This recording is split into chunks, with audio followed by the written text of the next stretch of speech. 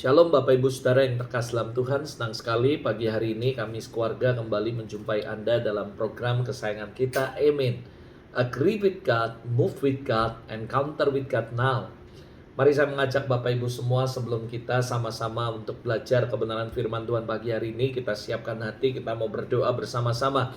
Let's we pray. Bapak, terima kasih untuk pagi hari ini.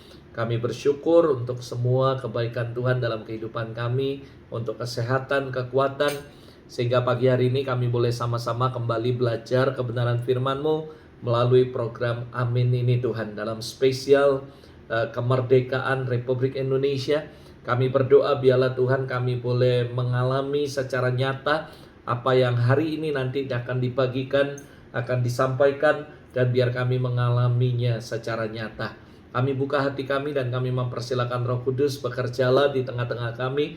Urapi hamba-Mu dalam segala keterbatasan hamba, supaya bisa menyampaikan tepat seperti apa yang Tuhan mau. Dan urapi semua orang-orang yang menyaksikan program Amin ini, and they will be blessed by the word of God this morning.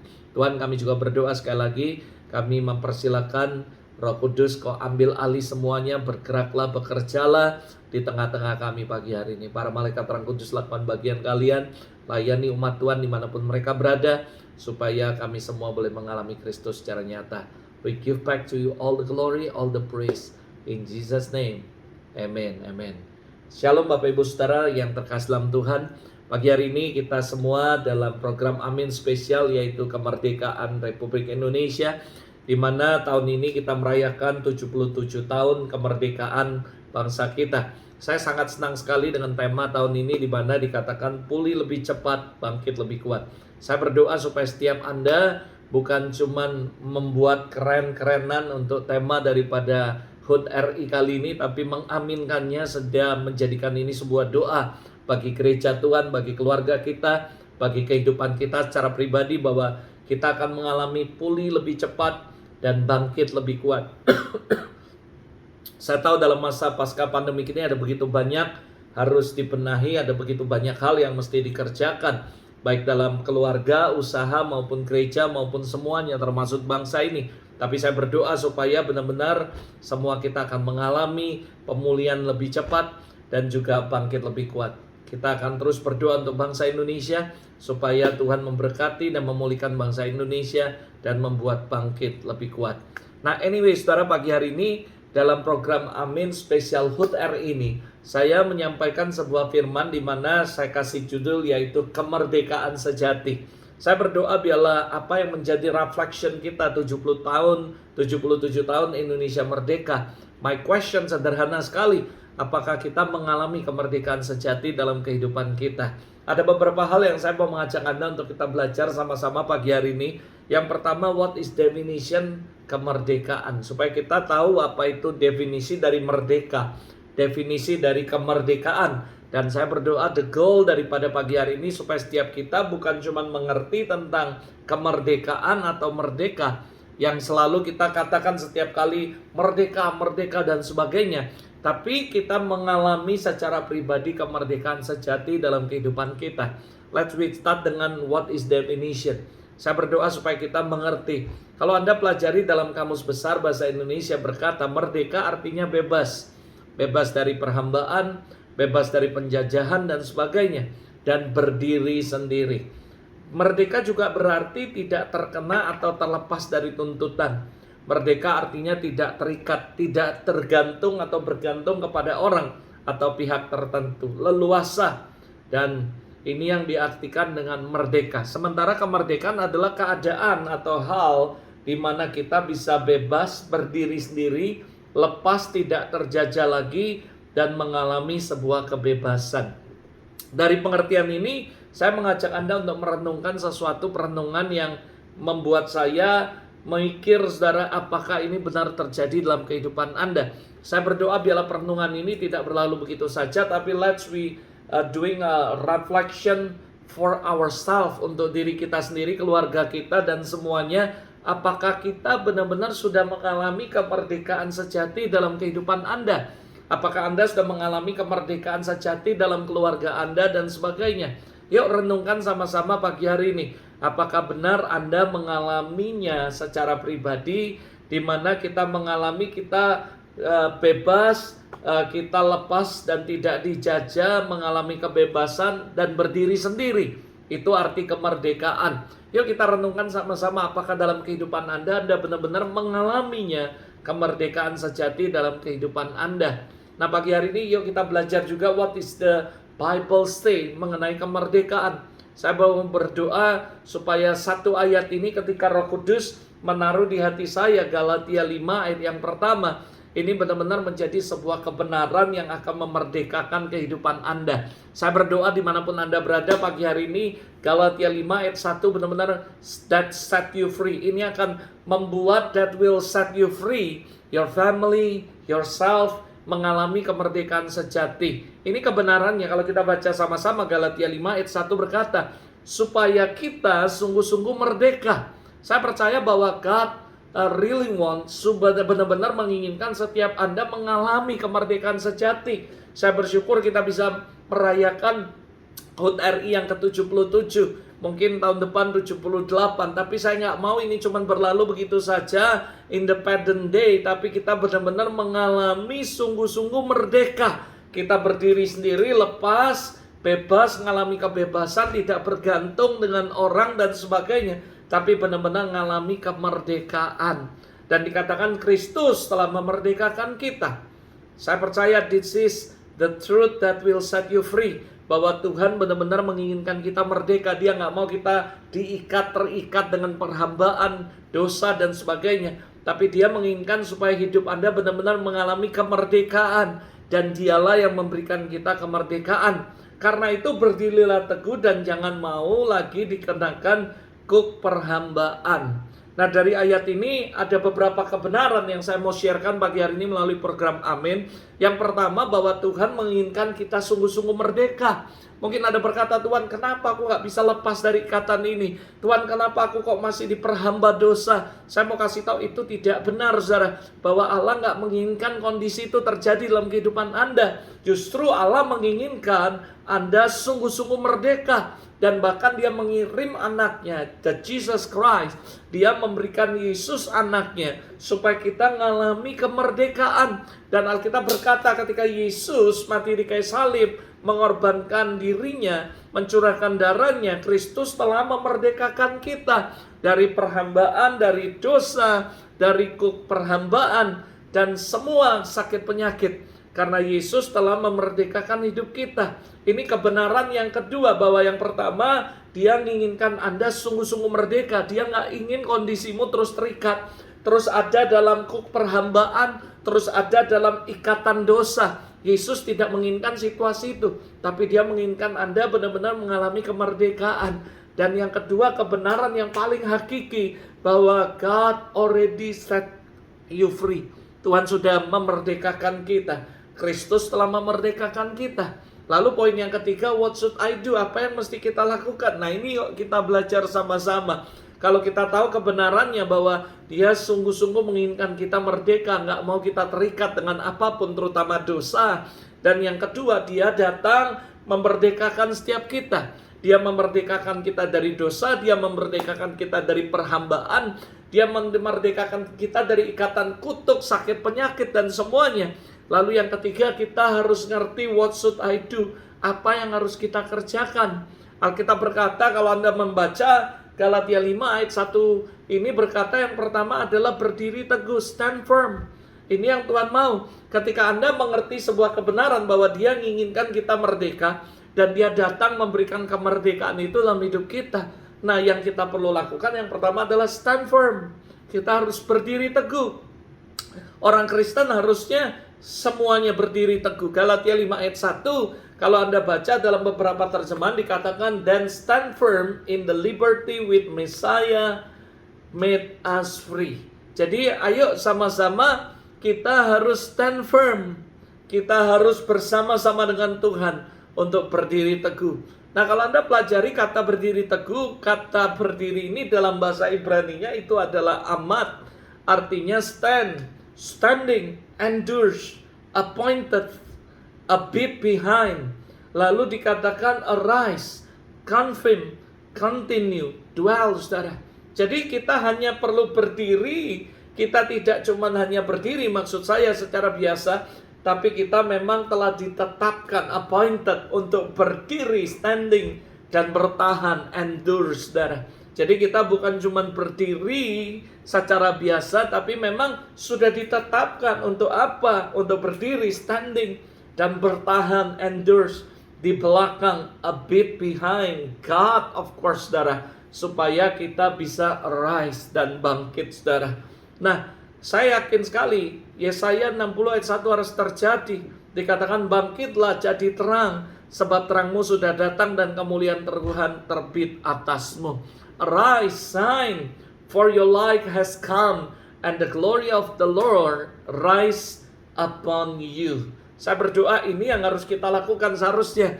Ketika kita mengalami kemerdekaan sejati, kita mengerti bahwa Kristus datang memberikan kemerdekaan, melepaskan kita dari kuk perhambaan, melepaskan kita dari kuk dosa, sakit, penyakit.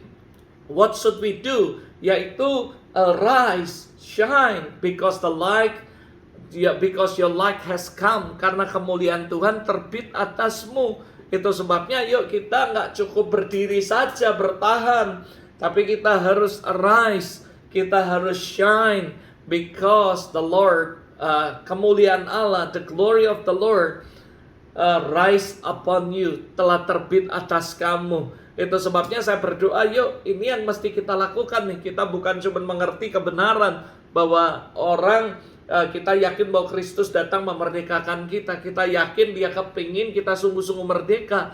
Tapi kita juga harus berdiri teguh, stand firm. Ini yang paling penting. Nah, bicara mengenai stand firm, berdiri teguh, kenapa kita bisa berdiri atau enggak tergantung fondasi seperti apa yang kita bangun. Apa fondasi kehidupan yang Anda bangun dalam kehidupan Anda? Matius 7:24 mengajarkan kita bahwa setiap orang yang mendengar firman melakukannya sama dengan orang yang bijaksana, mendirikan rumah di atas batu. Lalu ketika turun hujan, turun badai, maka rumah itu kokoh. Nah, tetapi orang yang mendengar firman, mendengar perkataannya tapi tidak melakukan, disamakan dengan orang bodoh yang mendirikan rumah di atas pasir. Ketika turun hujan, badai, rumah itu rubuh dan hancur, saudara. Pertanyaannya sederhana, dari ilustrasi, dari perumpamaan ini kita bisa menemukan ada dua hal yang berbeda. Di mana yang satu mirip sih, sama-sama bangun rumah. Yang membuat beda, yang satu dibangun di atas batu karang dan satu di atas pasir. Pertanyaan saya simpel, bagaimana Anda membangun kehidupan Anda? Apakah Anda membangunnya di atas batu karang yang teguh?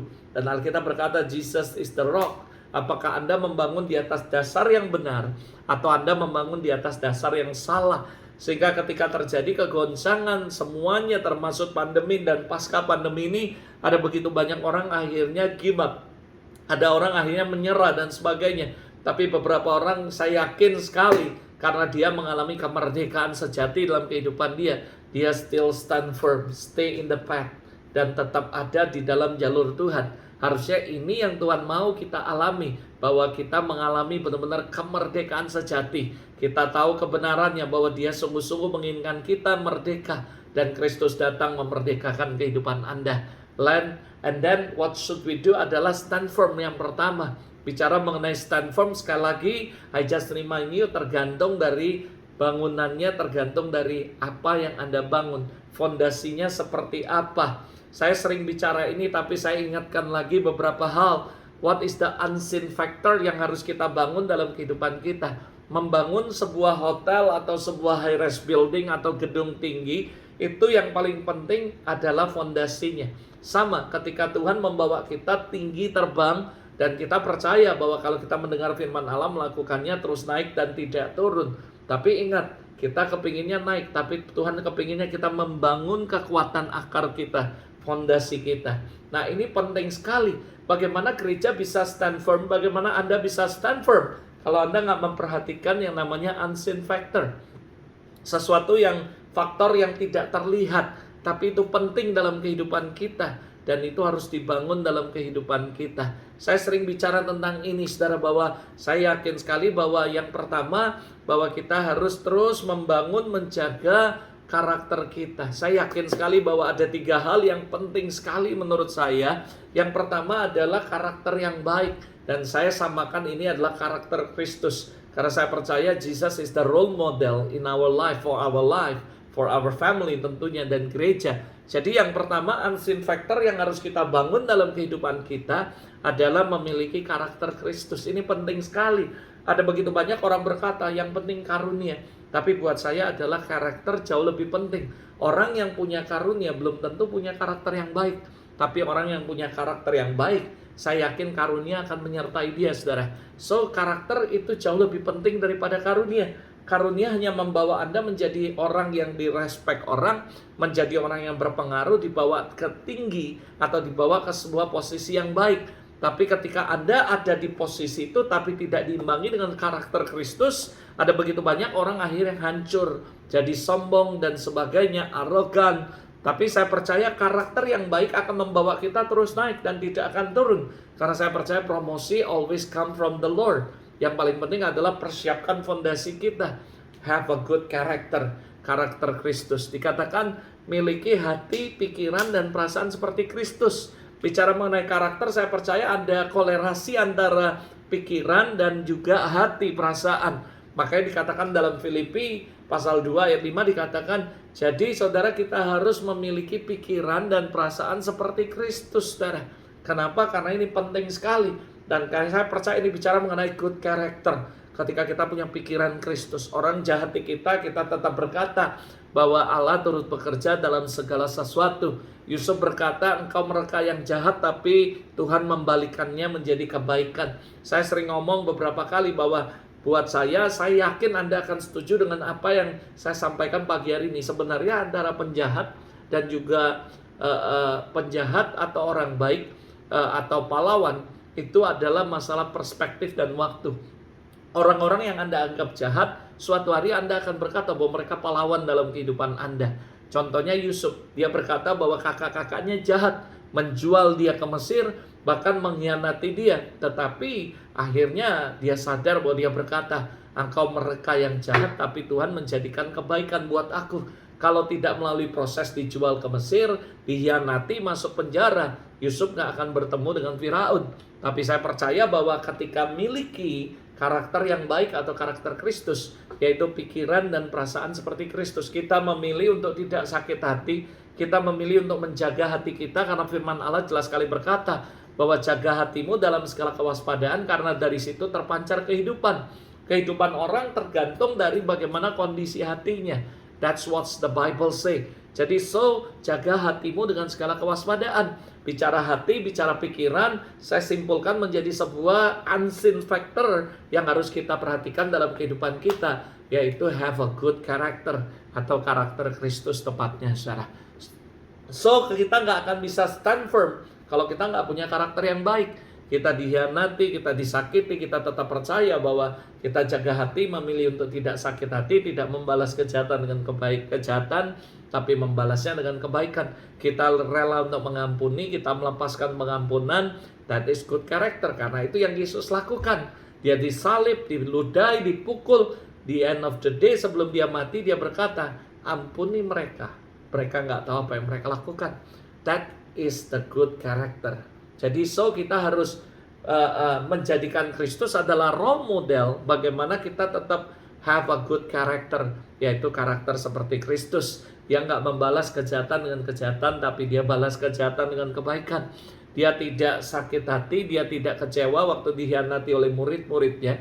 Waktu dia bangkit, dia menemui murid-muridnya dan memberikan blessing kepada murid-muridnya. Saya berdoa supaya Anda terus menjaga hati dan pikiran Anda. Karena ini adalah hal yang penting yang harus Anda bangun dalam kehidupan Anda. Kalau Anda bangun ini, saya percaya you can stand firm in every situation yang Anda hadapi dalam kehidupan Anda. Yang kedua, saudara, apa unseen factor yang harus kita bangun selain good character? Saya percaya yang kedua adalah integrity. Integritas ini penting sekali, saudara. Integritas itu maksudnya apa? Integritas itu sebenarnya simpel sekali. Apa yang ada di mulut, di hati, di pikiran kita sama, sejalan. Dan sebenarnya ini adalah kunci daripada rahasia dari kehidupan Paulus. Dia berkata, aku berusaha dengan hidup dengan hati nurani yang murni di hadapan Allah dan di hadapan manusia. Buat saya integritas itu penting sekali. You can lose your money and you can find again.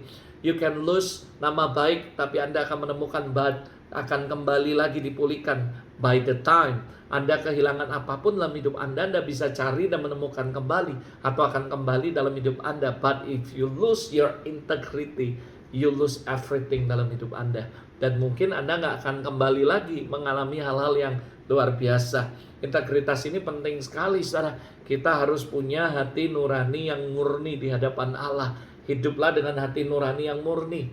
The secret of what is living in glory. Bagaimana apa itu living in glory dan hidup dalam kemuliaan. Saya menulis dalam buku saya dan saya berkata, always make your heart clean and empty. Karena Roh Kudus mengajar kami bahwa itu yang harus kita lakukan. Itu sebabnya ketika Anda memiliki sebuah covenant, sebuah agreement bahwa you wanna make your heart clean and empty. Mungkin saudara nggak semudah itu. Tiba-tiba ada orang yang nyakiti Anda, dan mungkin setan mengizinkan supaya hati Anda nggak bersih, hati nuranimu nggak bersih. Tapi yuk sama-sama terus bersihkan hati nurani Anda dan miliki integritas. Integritas what you say, dan itu yang Anda katakan. According what you saying, dan you keep your promises. Seperti Tuhan, Dia always keep His promises. Tuhan nggak pernah break His promise. Dan saya berdoa supaya integritas artinya kita benar-benar menjadi seperti apa yang Yesus mau dalam kehidupan kita. Megang perkataan kita, apa yang kita ngomong itu sejalan dengan apa yang kita lakukan. Apa yang kita ngomong sejalan dengan hati kita dan pikiran kita. Dan that is integrity. Nah, kalau Anda baca di Alkitab, kata integritas muncul pertama kali dalam Kejadian 20 ayat 5. Dikatakan, bukankah orang itu sendiri mengatakan kepadaku, dia saudaraku, dan perempuan ini sendiri telah mengatakan, ia saudaraku. Jadi hal ini kulakukan dengan hati yang tulus, atau integrity of my heart, dan dengan tangan yang suci. Nah, saudara, kalau Anda perhatikan, ini adalah kejadian di mana Abimelek mau mengambil Sarah menjadi istrinya. Kenapa? Karena Abraham berkata bahwa dia saudarinya. Sarah juga berkata, ini adalah saudaraku. Jadi saudara, hari itu Abimelek mengambil Sarah menjadi istrinya. Tapi sebelum dia meniduri Sarah, lalu Roh Kudus Tuhan berbicara kepada Abimelek. Dan Abimelek berkata, perempuan ini sendiri yang mengatakan, dan orang ini yang mengatakan, jadi ini aku lakukan dengan integrity of my heart, dan dengan tangan yang suci. Lalu saya benar-benar diberkati dengan ayat ini, karena ayat ini berkata, justru karena itu aku menghindari kamu untuk berbuat dosa. Dan saya yakin bahwa ketika kita punya integrity of my heart, kita memiliki sebuah integritas dalam hidup kita, bukan cuma akan membawa kita ada di puncak, dipromosikan Tuhan, tapi integritas ternyata membuat Tuhan menjaga hidup kita dan menjauhkan kita dari hal-hal yang gak benar, saudara. So, miliki integritas ini penting. You can stand firm ketika Anda punya good character dan Anda punya integritas dalam kehidupan Anda. Integritas will bring you to the success, will bring you to the top, will bring you to the highest glory and experience God glory personally. Saudara, integritas ini penting, saudara. Bahkan Raja Daud, saudara, dalam Mazmur 78 ayat 72 dia berkata, ia mengembalakan mereka dengan integrity of his heart. Saudara, ini penting sekali bahwa itu menjadi sebuah tolak ukur ketika Anda mengembalakan, melayani orang lain, memimpin orang lain bukan cuma dengan kecakapan, tapi yang penting adalah integrity of your heart. Dan juga diimbangi dengan kecakapan, maka Anda akan menghasilkan pemimpin-pemimpin yang luar biasa, triwira seperti Daud. Bahkan saudara, 1 Raja-Raja 9 ayat 4, Tuhan menjadikan integritas adalah sebuah syarat di mana Salomo akan mengalami kejayaan di masa pemerintahannya. Ketika Tuhan datang dalam kehidupan Salomo, dia berkata, mengenai engkau, jika engkau hidup di hadapanku sama seperti Daud ayahmu, yang pertama dengan integrity of heart. Jadi saudara, dengan tulus hati, integritas. So, saya yakin sekali integritas adalah one of the key untuk Anda mengalami hal-hal yang ajaib bersama Tuhan.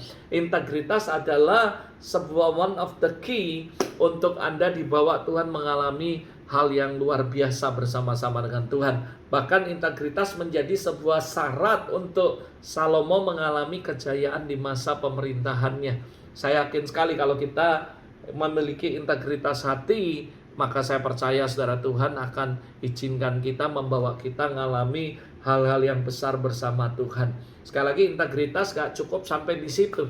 Tapi integritas juga bicara mengenai perbuatan kita, perkataan kita, kehidupan kita.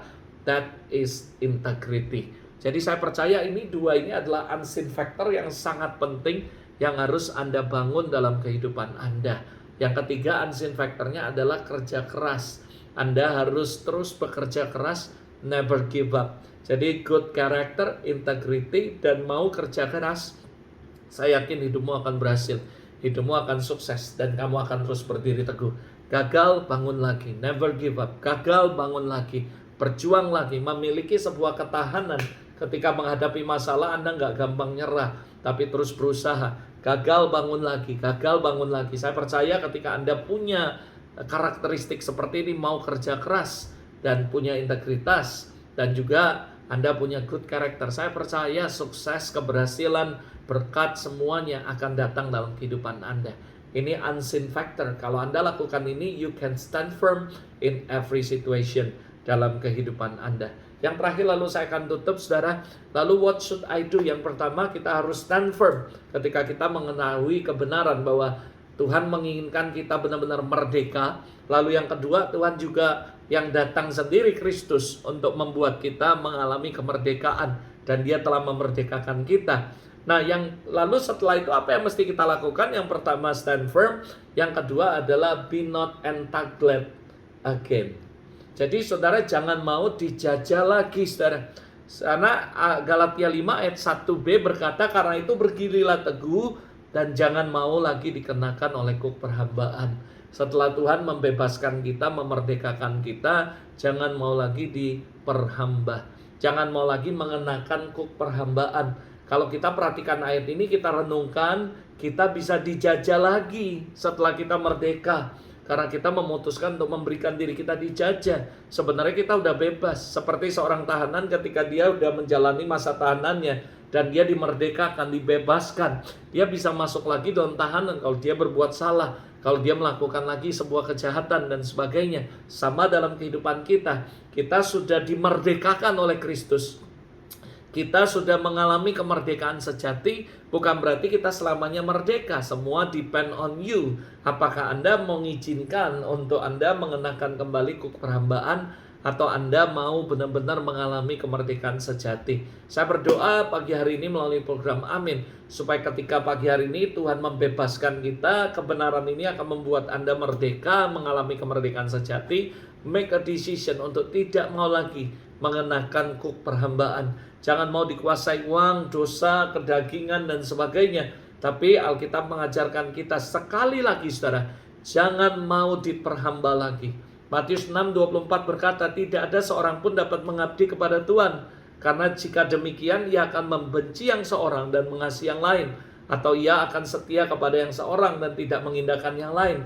Kamu nggak bisa mengabdi kepada Allah dan kepada Mammon. So Anda harus make a decision. Kita nggak bisa mengabdi kepada dua Tuhan.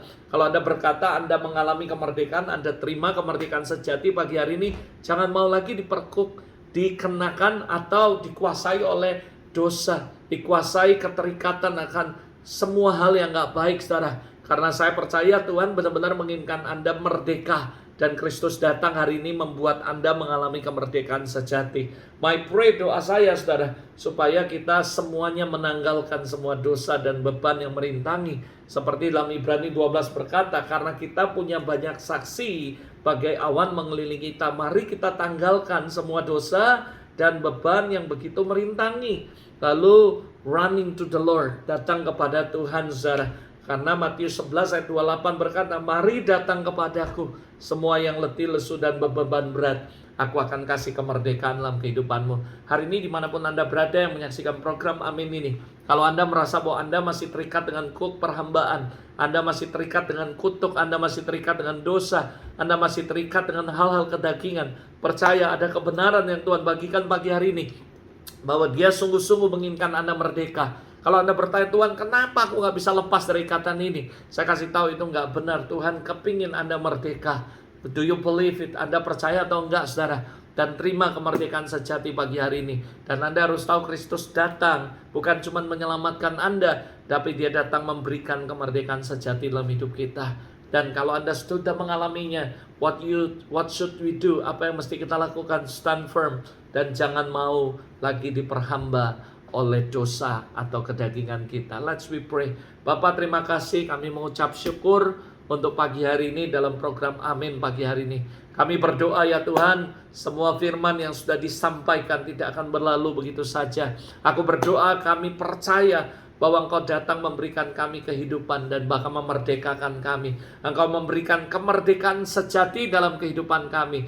Dan kami berdoa di dalam nama Tuhan Yesus. Hari ini Tuhan, aku berdoa Bapak, I speak restoration to all your people. Supaya mereka mengalami pemulihan, mereka mengalami kemerdekaan sejati dalam kehidupan mereka. Aku berdoa Roh Kudus jamah mereka dimanapun mereka berada. Semua kebenaran yang pagi hari ini mereka dengar akan memerdekakan kehidupan mereka. Kami percaya Engkau sungguh-sungguh menginginkan kami merdeka. Dan Kau datang Kristus untuk memberi kemerdekaan. We believe it and we receive it. Kami terima kemerdekaan sejati dari Tuhan. Dan kami mau Tuhan Roh Kudus kuatkan kami untuk stand firm bersama-sama dengan Kau. Dan kami memutuskan untuk tidak mau lagi diikat dengan kop perhambaan, dosa, kedagingan dan sebagainya. Bless your people dimanapun mereka berada ya Bapak. Aku berdoa dalam nama Yesus. I speak life, blessing, breakthrough and glory. In Jesus name be blessed. Be blessed, be blessed, be blessed. Terima kasih Tuhan. Dimanapun mereka berada, aku berdoa Roh Kudus jamah and set us free right now in the name of Jesus. Terima kasih Bapak. Di dalam nama Yesus kami mengucap syukur dan kami kembalikan segala hormat pujian bagi Tuhan. Terima kasih untuk kemerdekaan sejati yang kami alami hari ini. Dalam nama Yesus. Amin. Amin. God bless you. Have a great day with Jesus this morning and see you next week dalam program Amin berikutnya. God bless you.